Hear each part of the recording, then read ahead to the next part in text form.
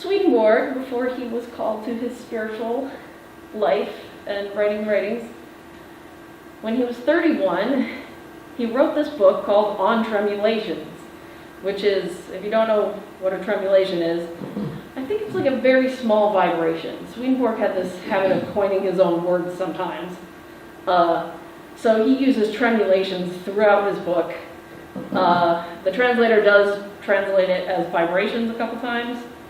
So it seems like maybe he had that word, but he just didn't feel it was appropriate for whatever reason. So the background, as I said, he was 31 years old when he wrote this book.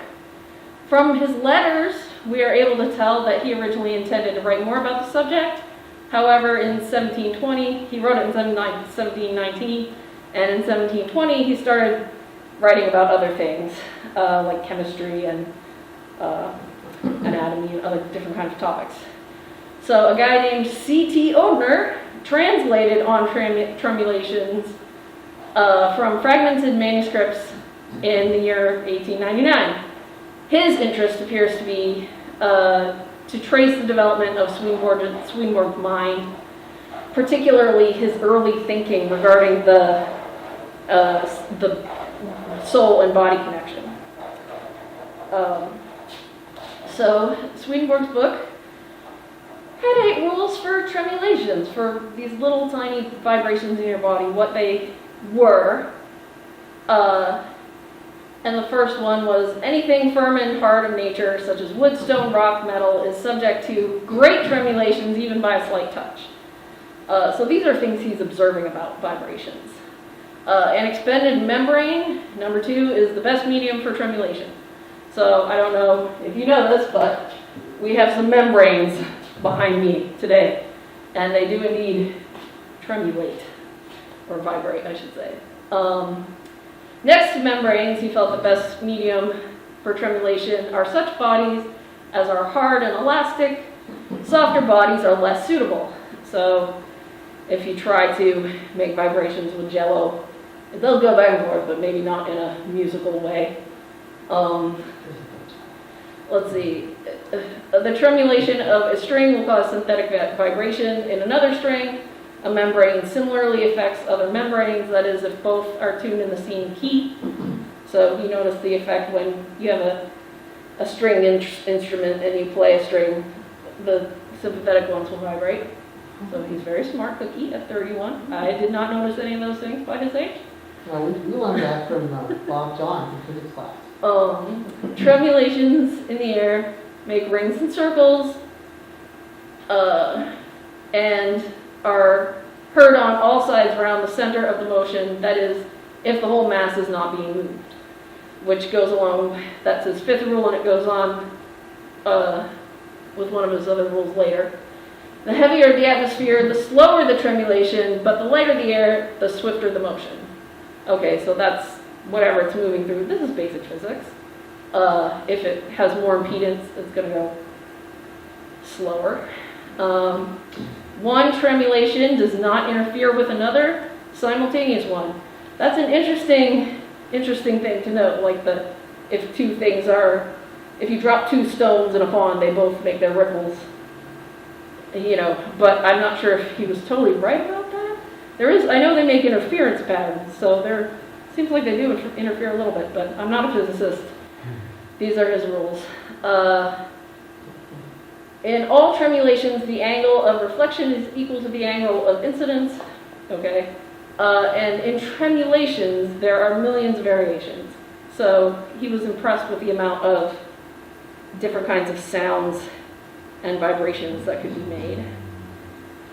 So Swedenborg was sort of amazing in that he detected something that was only recently kind of solidified in the scientific world by a guy named Luca Turin, and he seemed to feel that all of our senses, hearing, sight, and touch, but also smelling and taste, which, to get back to Luca Turin, he was looking for perfumes.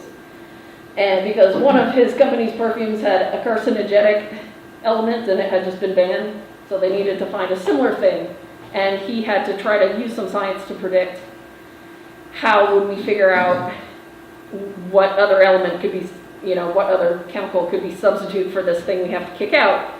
And prior to that, the theory had been sort of like, well, we think people smell based on the shape of atoms of the chemical thing, because a lot of biological things lock together because of shape, if you think of proteins and stuff getting in and out of cells and stuff like that.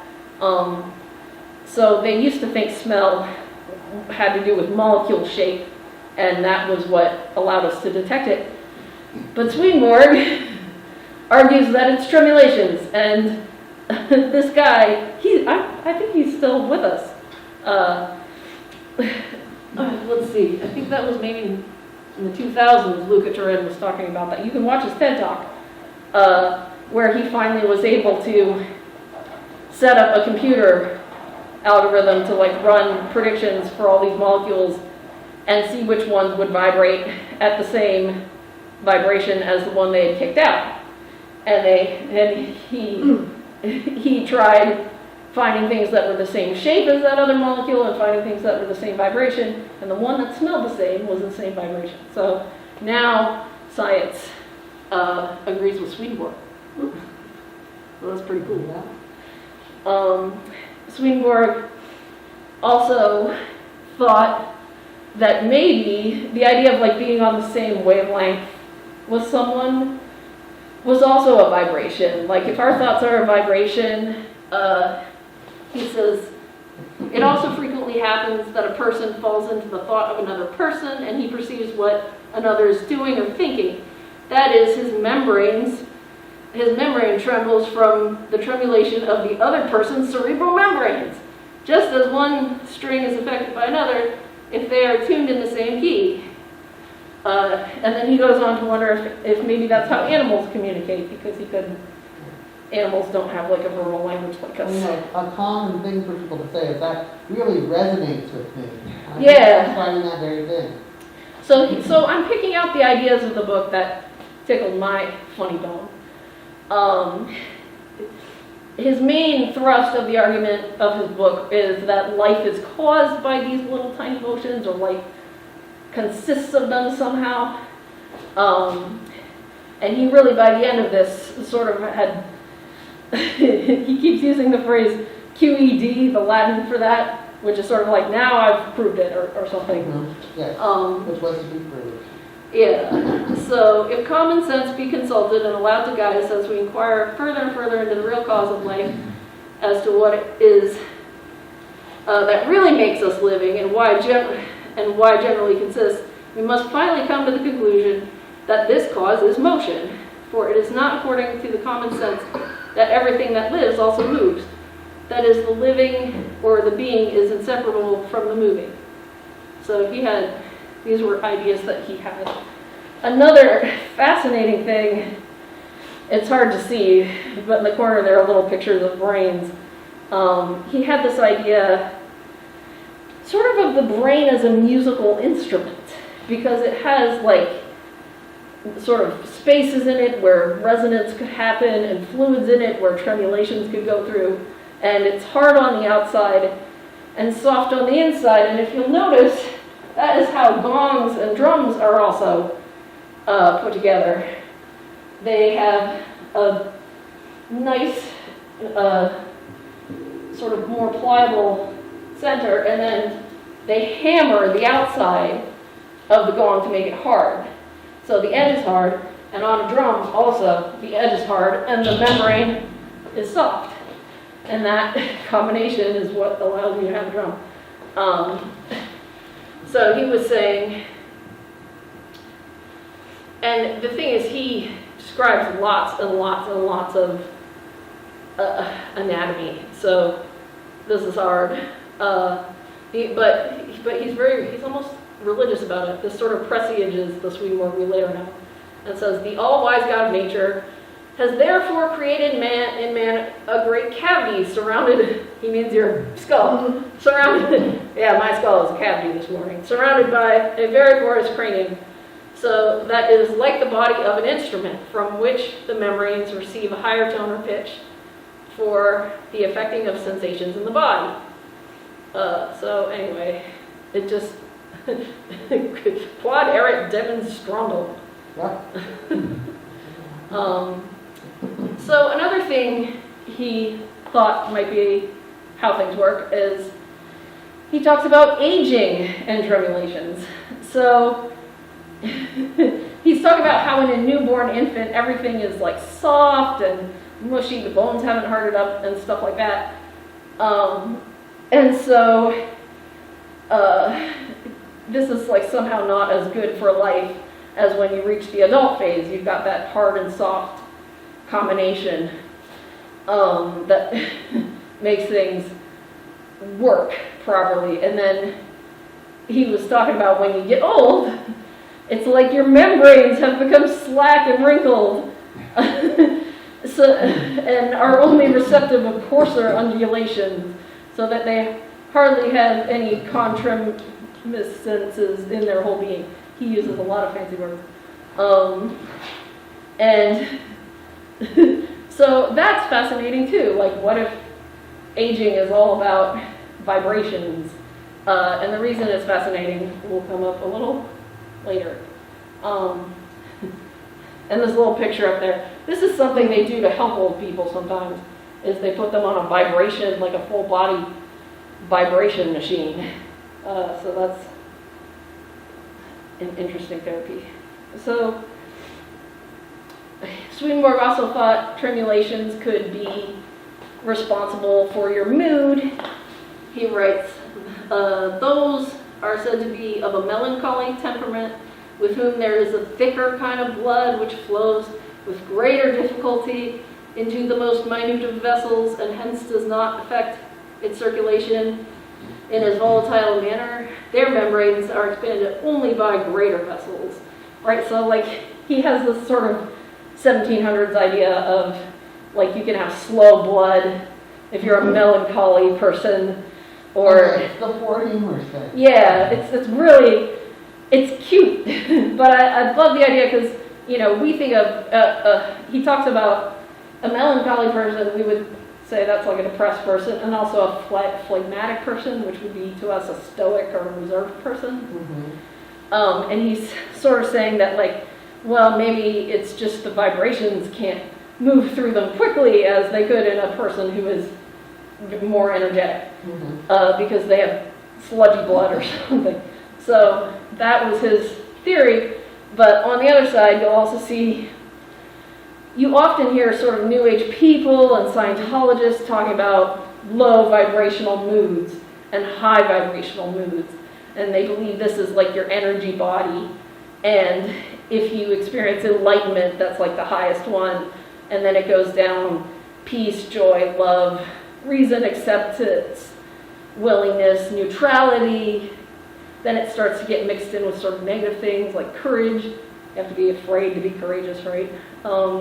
Pride, that's a little bit not good. Anger, that's not good. Desire, fear, grief, apathy, guilt, and shame is at the bottom.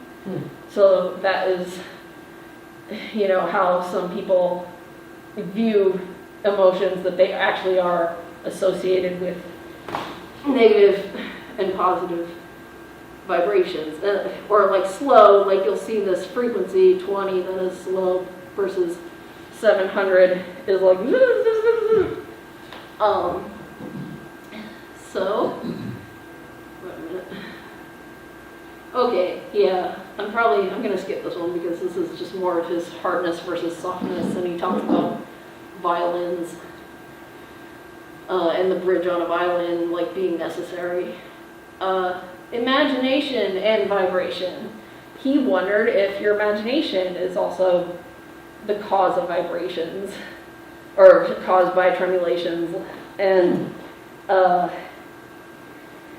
he talks about, he does something which reminds me of a memorable relation or something, but it says, I've spoken with a woman who every day continually heard the singing of hymns within her. From first to last verses, these hymns were often such as she herself had never heard or sung. She diligently sought help and cure from clergymen and others, but in vain, for the melodies and songs continued in the brain as if she were perpetually attending a great concert. Does not this show that the sensory of hearing consists essentially in internal tremulations of the cranium, which are able to extend themselves to the ordinary organ of hearing, if only there be a similar motion in the matres, which are... So does it make clear whether she actually physically heard this stuff, or is it like when you have an earworm and stuff and music goes through your mind? It does not clarify it very Yeah, much. that's what I'm thinking. I don't, but I think she insisted that she actually heard these, Mhm. and he was saying, wow, like your internal...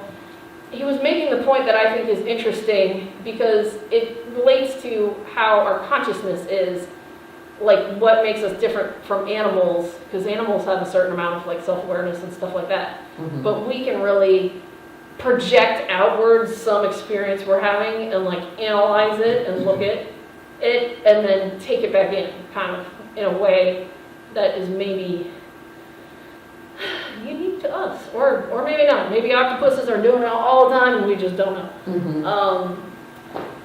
But that was another thing. So anyway, those were cool. This pamphlet unfortunately was not very long because Swedenborg wrote 6 chapters, and then he wrote to a friend of his and said, if I get the opportunity, I'll send along some more. But then he apparently never got back to it. So he concludes by again insisting that he's demonstrated that vibrations are being communicated all around the body, and says, it is indeed wonderful what a power there is in a fluid to communicate a corresponding co-tremulation to a hard substance. A tremulation in the air imparts a similar motion to the whole organ of hearing, with all its cartilage and bones. A small bomb exploded underwater causes a tremulation in the ground and the rocks around about it, just as the fluids in the body communicate their tremulation to all the membranes and bones in order to produce all that is moving and living in a man. So that was his conclusion. And if you... Yeah, so, and then the great thing is that he... living in a human, I'm sorry.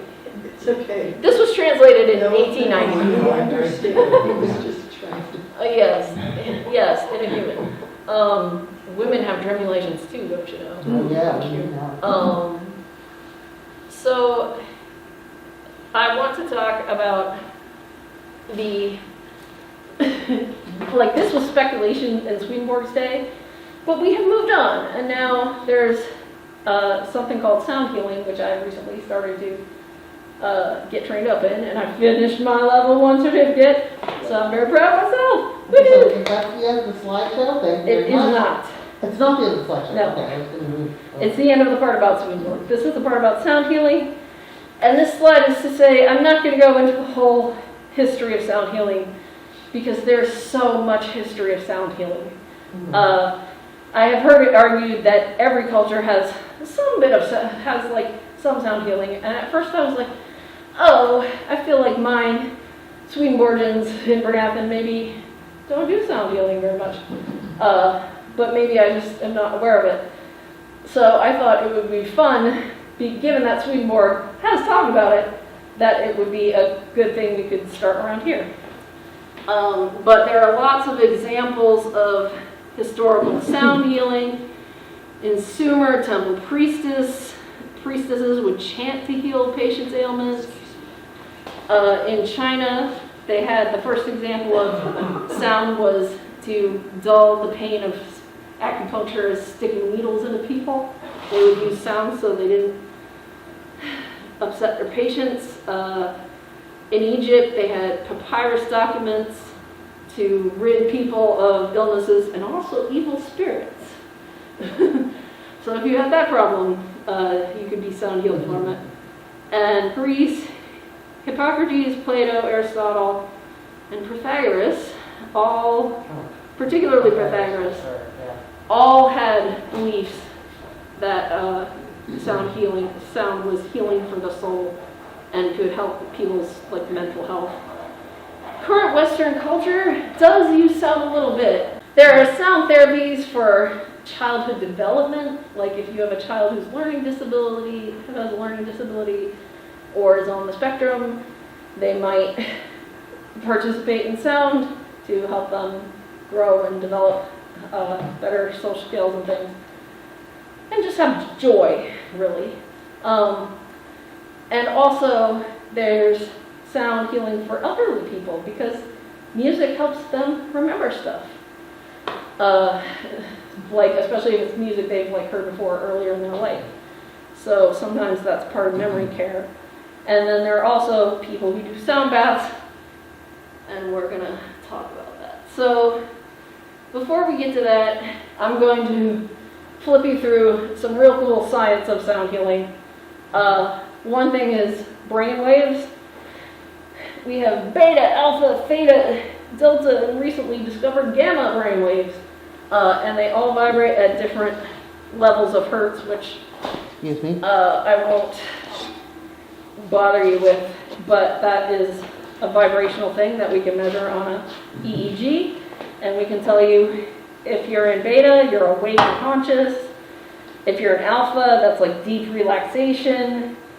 If you're in theta, that's like a deeper meditation that's almost sleep. And then delta is deep and restful sleep. And gamma is this new one, which is like insight and information processing. And each of these have ranges, like that one would be 40 hertz and higher. So what is sound healing predicated on? It's the idea of entrainment. So I don't know if you know what entrainment is, but it's there's these little. I know the word. Okay, so entrainment is this little, hi, people on Zoom. Entrainment is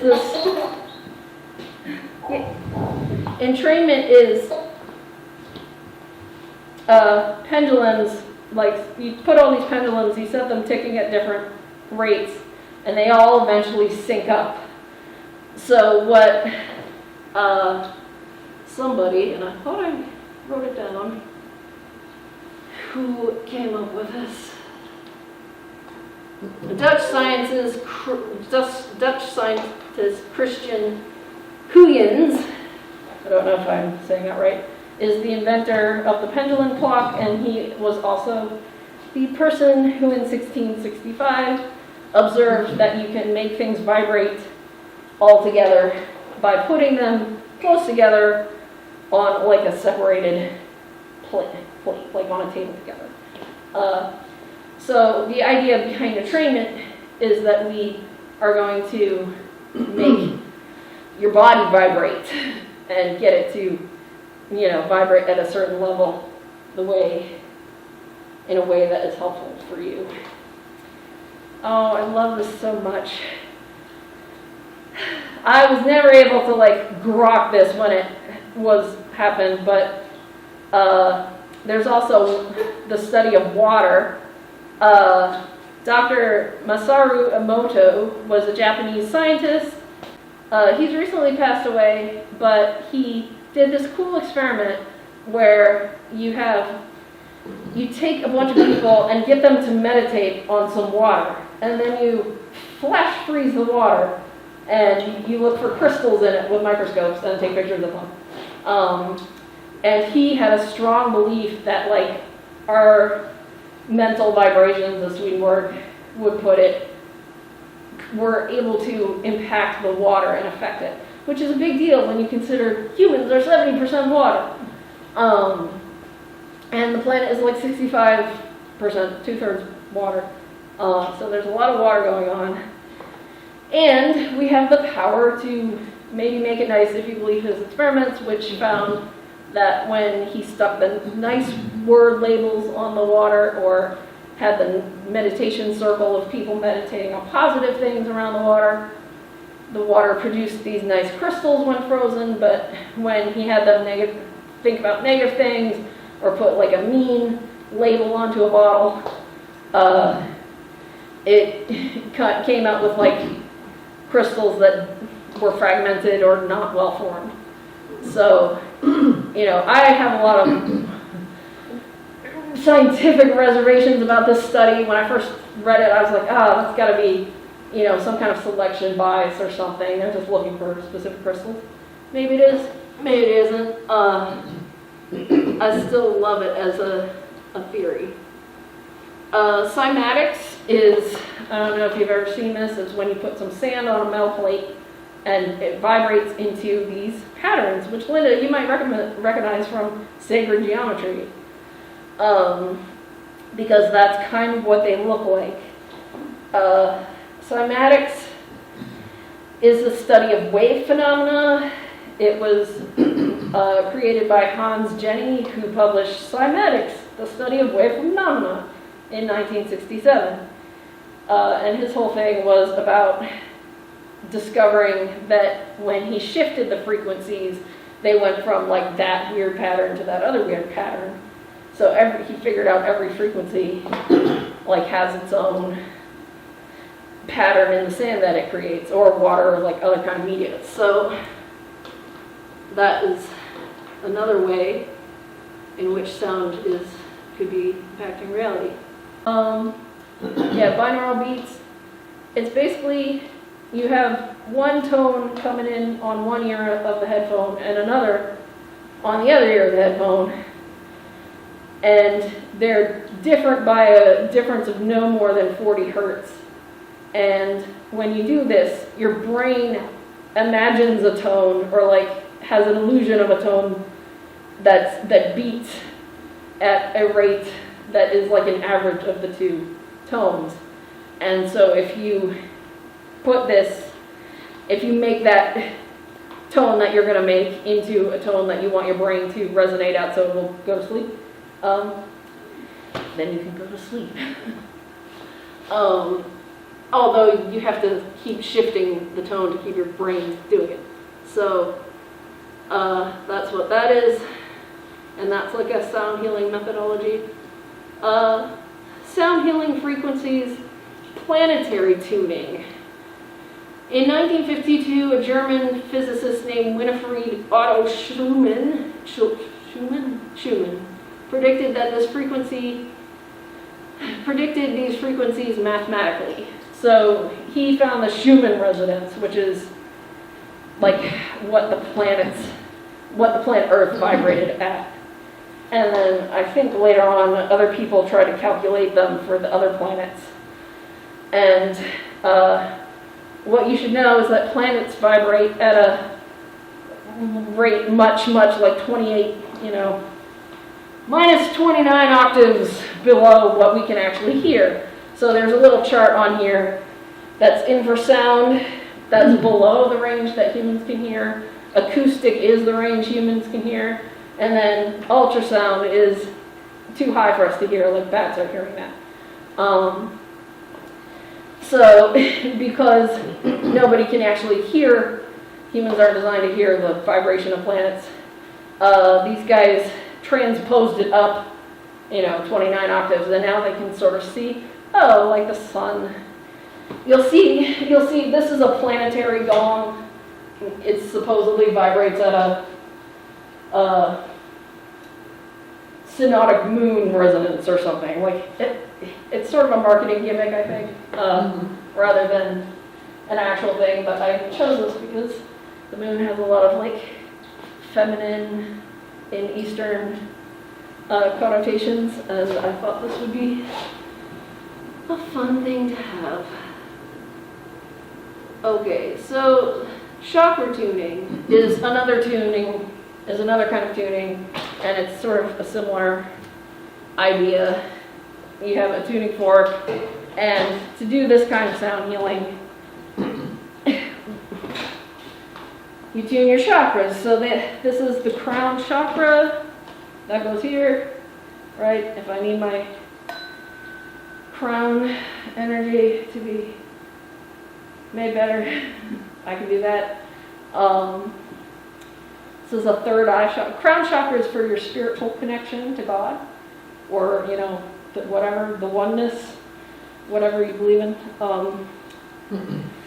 Then your third eye is for your awareness. That chakra is like here.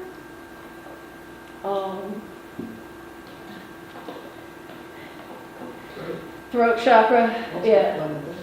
Yeah, your throat area, yeah. Sometimes your sound healing hits another sound healing thing. This is kind of weird. The heart one is green. That's because that's where it comes sort of in the rainbow. I love that idea that like your heart is green. Like we always think of a heart as red, but in the chakra system, it's the energy whirl is associated with the color green. Solar plexus, this is sort of a manly one. This is your warrior spirit and your toughness. And that's right here. And it's hilarious because if you're in martial arts and you get kicked in this, you aren't going to be doing any warrioring. You're going to be like, and all the air goes out of you. Sacral, I'm not going to do this because this is sort of like a belly button, like about an inch below the belly button. And root chakra is like the base of your spine. Also not going to demonstrate, but so those are all the chakras, and what these do is they're supposed to clean out your blocks and allow this energy to flow down through you. Your root chakra connects you to the earth, so you have a connection to spirit and a connection to the planet. And you don't want your energies to get blocked. So if you see people using tuning forks, it's because somebody is feeling like, I can't be creative now, or like I can't talk, I'm bad at public speaking, like you maybe get a throat chakra tuning to help you out. Okay, solfeggio tuning. I don't have solfeggio forks. What solfeggios is it's about, solfeggial tones are a series of 6 sacred tones that were used by Gregorian monks in their chants. And they were eventually written down by a guy named Guido di Arezzo, who was a Benedictine monk and like very famous music guy, because he actually, they credited him with either coming up with the staff system of musical notation or else like developing it alongside other people. But he published a book that had it and it became quite famous. The solfeggio tones were lost for a while. So the best conspiracy theory is that they put out about this is like, oh, the Pope ordered the monks not to chant anymore because people were experiencing altered states of consciousness from this chanting.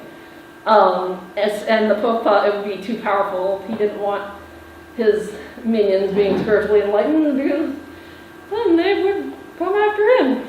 Or, like be able to collect more followers and stuff. That is probably a conspiracy theory, but it's a funny one they tell to sell solfeggio tuning forks. But they were rediscovered later in a document called the Hymn to St. John the Baptist.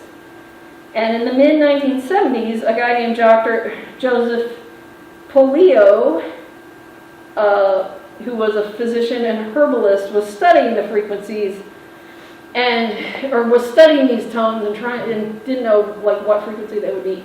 And then he, through some gematria, which is like assigning numbers in the Bible verses, he was able to figure out the frequencies. And he figured out the original 6, and then he figured out 3 more. So if you buy solfeggio tuning forks, there will be 9 of them. Okay, so this is something we can maybe do today. This is our symphonic sound healing, and this is sort of like, rather than one at a time individual frequencies, gongs produce a lot of different frequencies.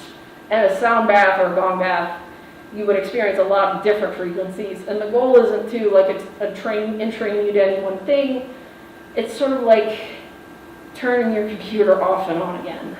Like the sound washes over you and resets like your body's like, whoa, what was that? And it tries to reset itself to its factory settings because that's what homeostasis is. So this is very interesting because it brings up all kinds of different things for different people. Some sounds can have an unsettling effect. Other sounds might be pleasant. There are also some silent moments within the meditation, a sound bath usually. And listeners at the end may be invited to share anything that it brought up or out for them emotionally, or what they were thinking about, or if they had a meditative experience or what. So I think we're getting near the end. These are benefits of sound healing. These statements are not evaluated by the FDA. Also, do not delay seeking treatment for any serious health condition. Like the only problem with, or one of the problems with alternate therapies and stuff like this is sometimes people want to do sound healing when they need to go get their colonoscopy or something, right? Something that Western medicine is really good at is diagnostics.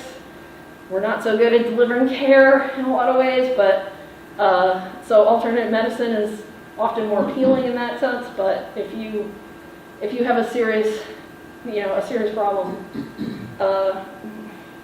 the problem is if you go to a sound healer first, it can maybe like delay you getting something that you need sooner.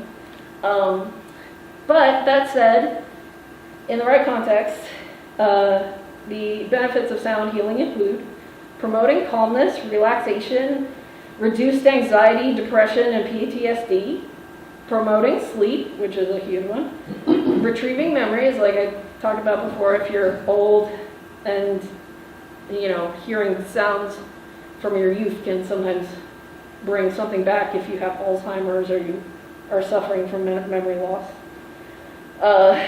Thought to lower blood pressure and cholesterol.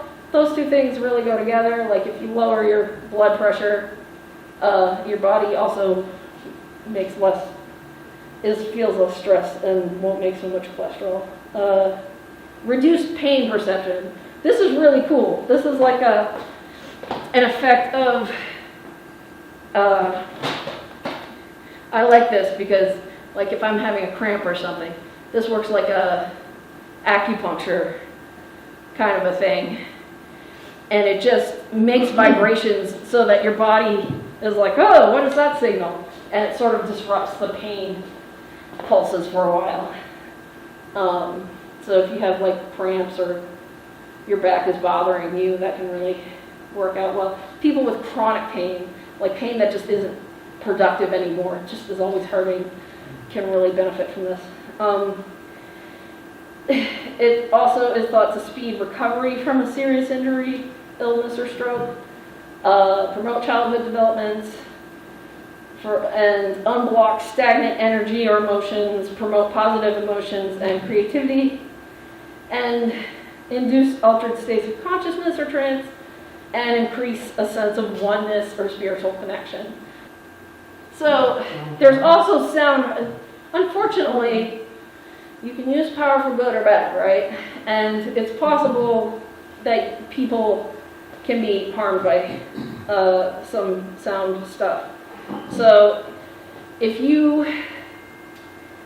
have an implanted metal or device or like a pacemaker, you may wish to not enjoy sound healing, at least not the kind where someone sticks a tuning fork on your pacemaker. Your pacemaker doesn't want to be vibrated.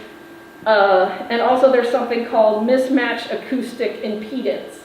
So that's like if your bone is a very different density from your, the rest of your hip. You can do breaks. Oh, yeah? Chiropractor did that on my daughter, and her ankle was broken. Yeah. So don't do sound healing for that. Don't do sound healing if you are already experiencing hearing damage or loss, because it may be uncomfortable or it may make it kind of worse. The other thing you shouldn't do sound healing for is if you have a seizure disorder that's triggered by auditory stimuli. This is really not common. Most people who have seizure disorder would be triggered by flashing lights often, like it's a visual thing. But some people have auditory triggers. If that's the case, don't come to a gong bash. In general, sounds that are harmful include noise that is above 85 decibels. That can damage your hearing. So all of our friend Alex, who doesn't like lawnmowers and stuff like that, they are actually right. That is not particularly good for your hearing. Also, low frequencies under 20 hertz, which is an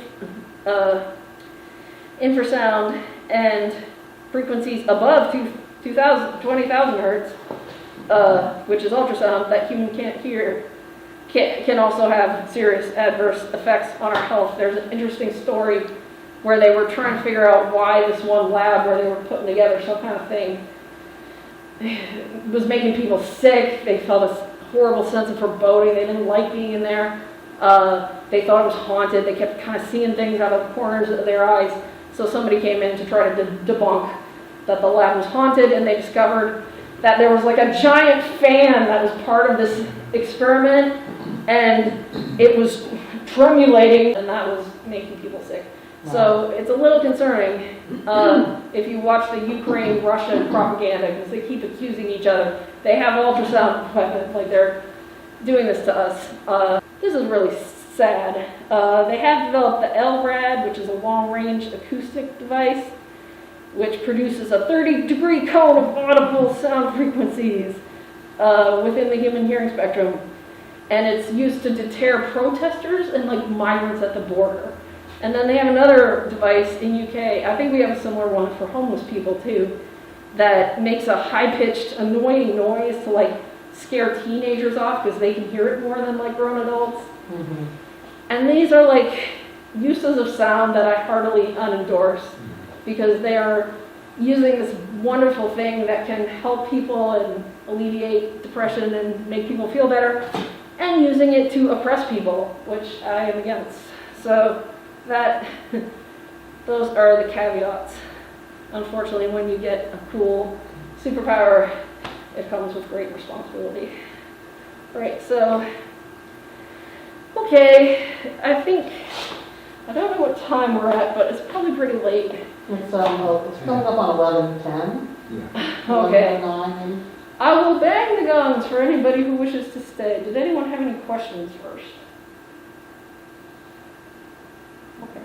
Now, it's time to relax and hear some sounds.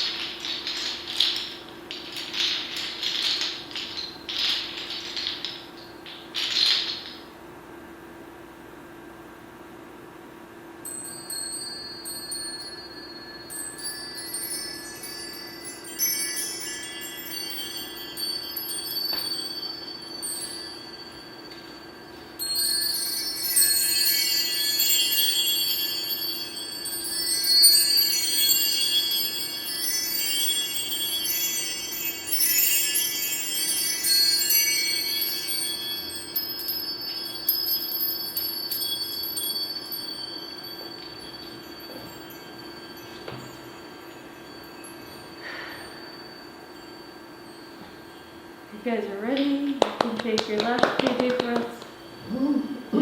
Alright. Everybody feel a little calmer now. That's lovely. Thank you. Yeah. Anyway, if you want to have some fun or ask any more questions or, have a swing and going yourself, you are A few minutes. welcome for a very few minutes and then we Yeah. gotta keep it.